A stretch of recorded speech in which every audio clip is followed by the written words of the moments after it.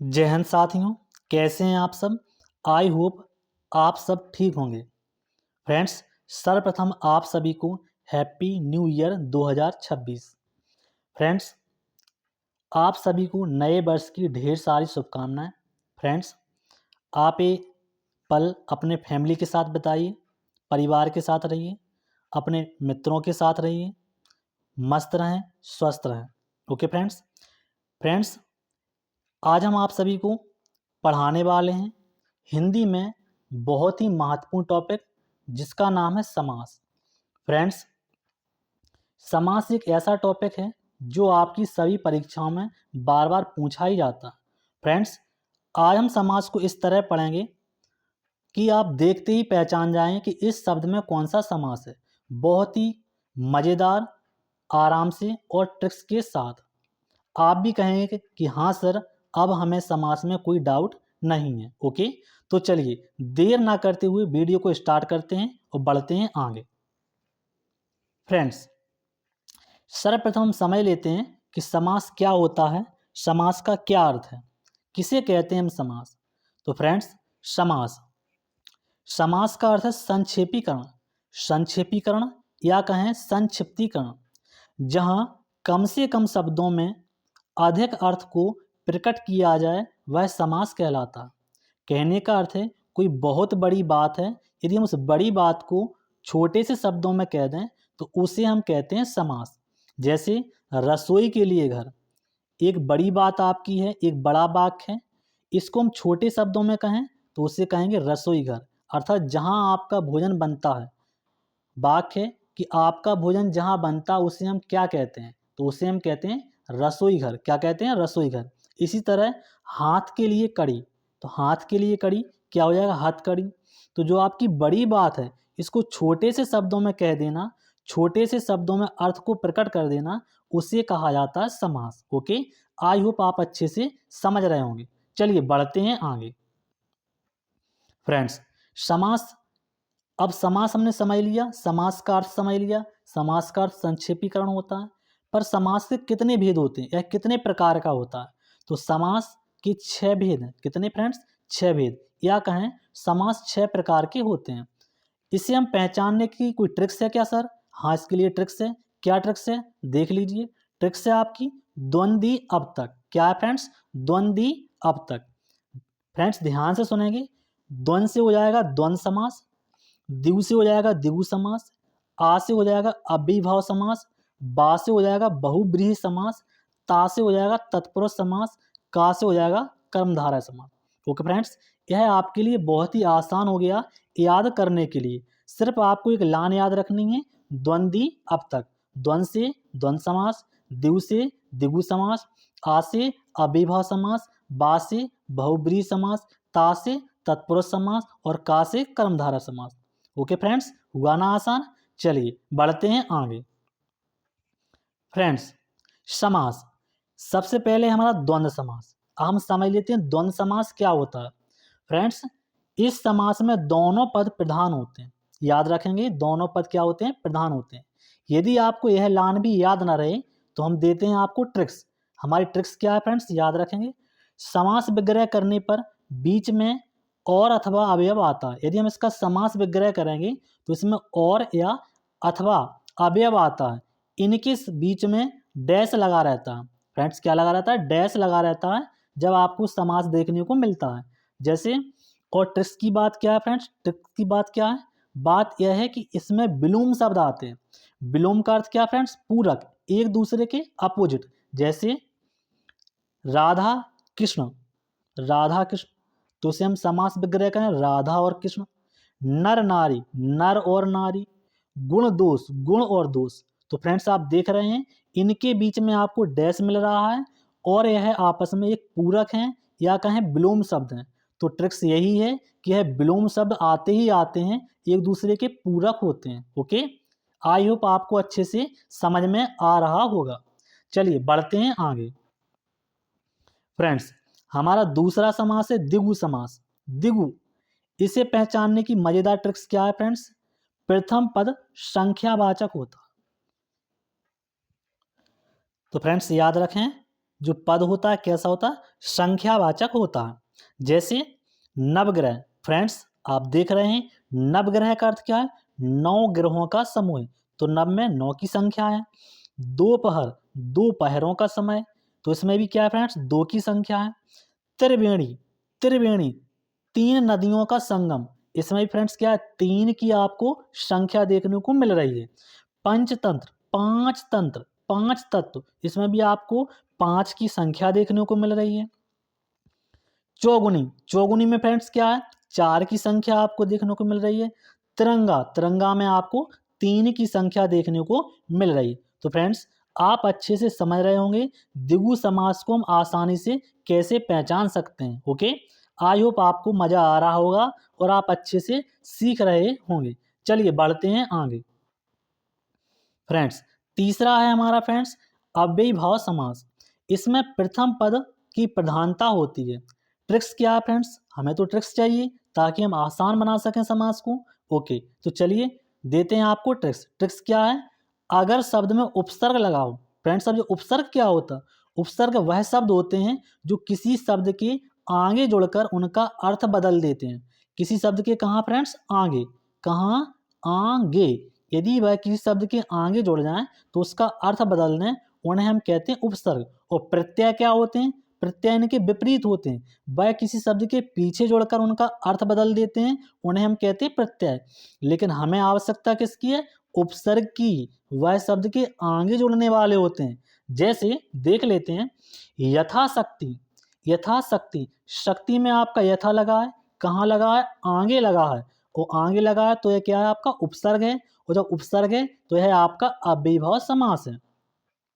इसी प्रकार से आजन्म, जन्म में आपका आ लगा है तो आ क्या है, आपका उपसर्ग है। और जब उपसर्ग है तो अव्ययीभाव समास है। प्रतिकूल, प्रतिदिन, प्रतिवर्ष, आमरण, इन सभी में भी आपका उपसर्ग लगा है, इसलिए यह भी आपके अव्ययीभाव समास के उदाहरण हैं। ओके फ्रेंड्स, चलिए आपको एक और ट्रिक्स देते हैं, मजेदार ट्रिक्स। इसको आप देखते ही पहचान दें। कैसे, अगर किसी शब्द की पुनरावृत्ति हो, पुनरावृत्ति का मतलब क्या होता है, बार बार आना, बार बार आना, आवृत्ति होना, या कहें दोहराव। कोई शब्द बार बार रिपीट हो रहा है, बार बार आ रहा है, तो उसे कहते हैं पुनरावृत्ति। यदि शब्द की पुनरावृत्ति होती है तो वह भी आपका अव्ययीभाव समास होगा।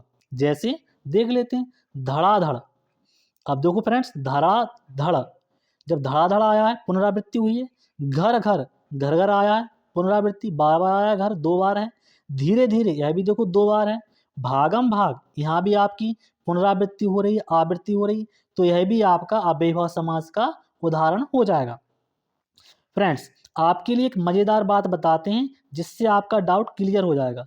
आपको 2 समास ऐसे रहते हैं जहाँ पे आपको डाउट रहता है। पहला है आपका द्वंद्व समास और दूसरा है अव्ययीभाव समास। इसमें डाउट क्या रहता है, डाउट यह रहता है कि सर अव्ययीभाव समास में भी बीच में डैश देखने को मिल रहा और द्वंद्व समास में भी आपको बीच में डैश देखने को मिल रहा। जैसे अभी लिखा था नर नारी, नर और नारी, उनके बीच में आपको डैश देखने को मिला।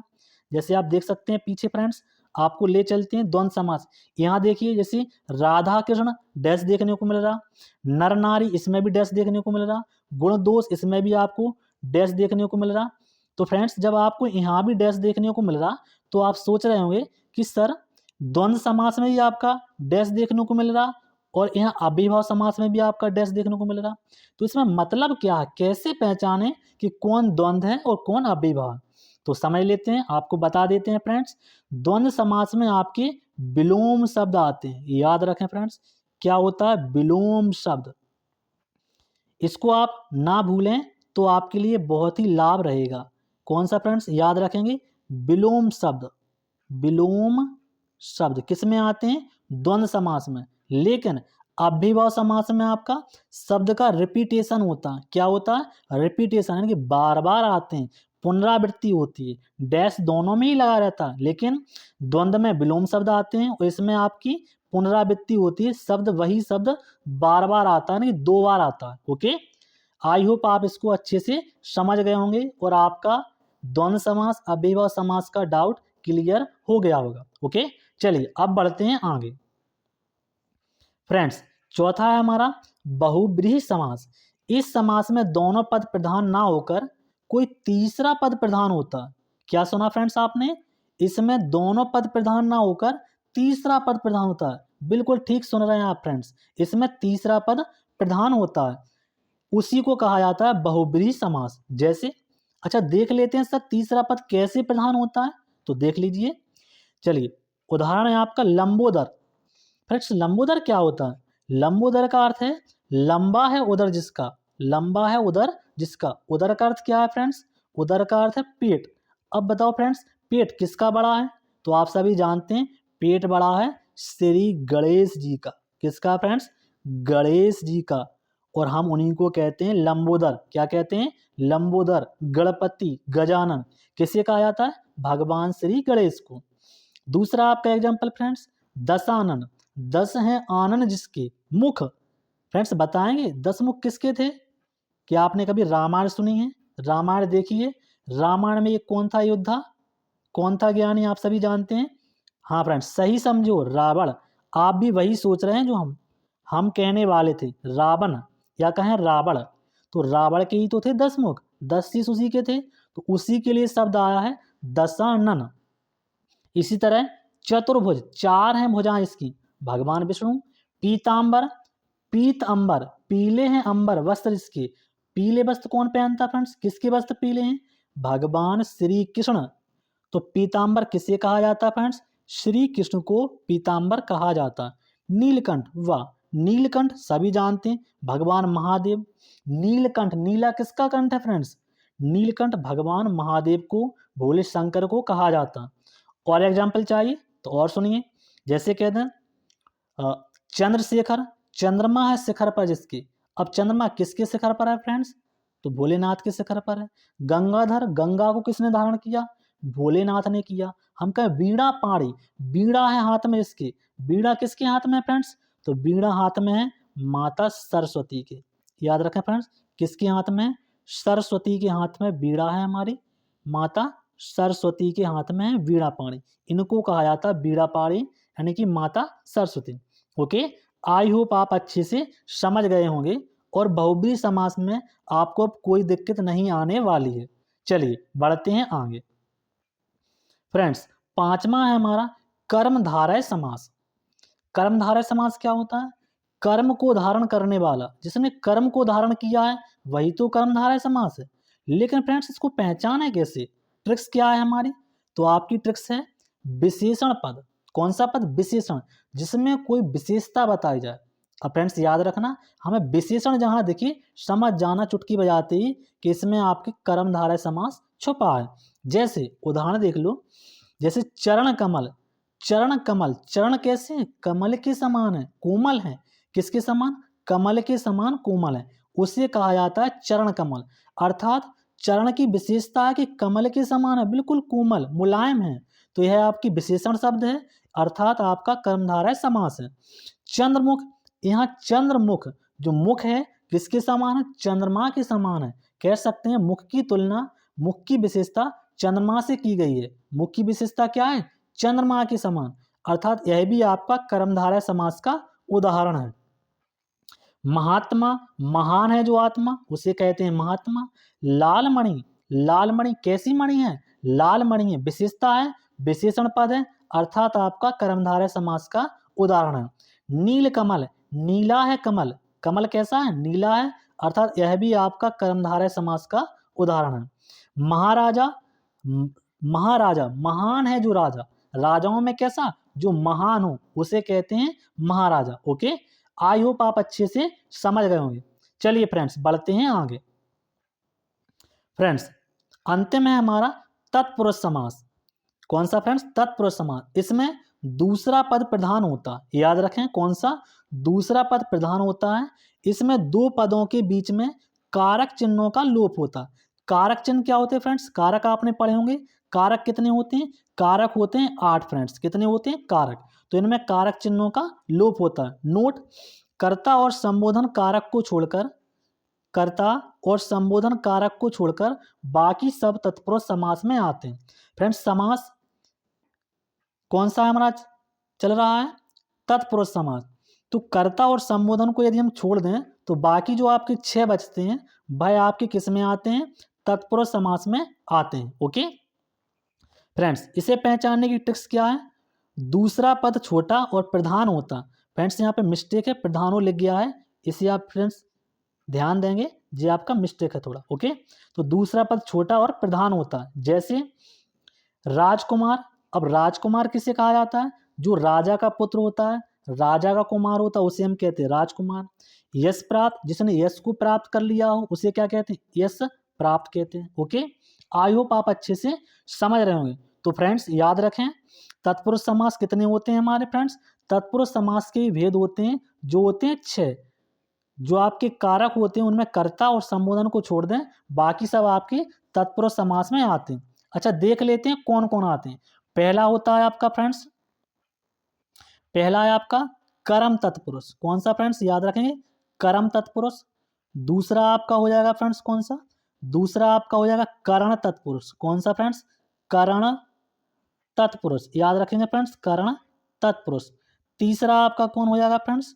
तीसरा आपका हो जाएगा फ्रेंड्स संप्रदान। संप्रदान, याद रखेंगे, संप्रदान तत्पुरुष। चौथा आपका कौन हो जाएगा फ्रेंड्स? चौथा आपका हो जाएगा अपादान। याद रखेंगे फ्रेंड्स, कौन? अपादान। कौन सा फ्रेंड्स? अपादान तत्पुरुष। पांचवा आपका हो जाएगा फ्रेंड्स, याद रखेंगे, संबंध। याद रखें, कौन सा? संबंध, संबंध तत्पुरुष। और आपका नंबर 6 नंबर का हो जाएगा आपका अधिकरण। कौन सा फ्रेंड्स? अधिकरण तत्पुरुष। तो यह आपके 6 तत्पुरुष के भेद होते हैं। ओके, आई होप आपको अच्छे से समझ में आ रहा होगा। ओके फ्रेंड्स, चलिए बढ़ते हैं आगे फ्रेंड्स। तो फ्रेंड्स यह हमारी समास की वीडियो थी, बहुत ही मज़ेदार और ट्रिक्स के साथ। आई होप आपको बहुत ही मज़ा आया होगा पढ़ने में और बहुत ही आसानी से आप समझ गए होंगे।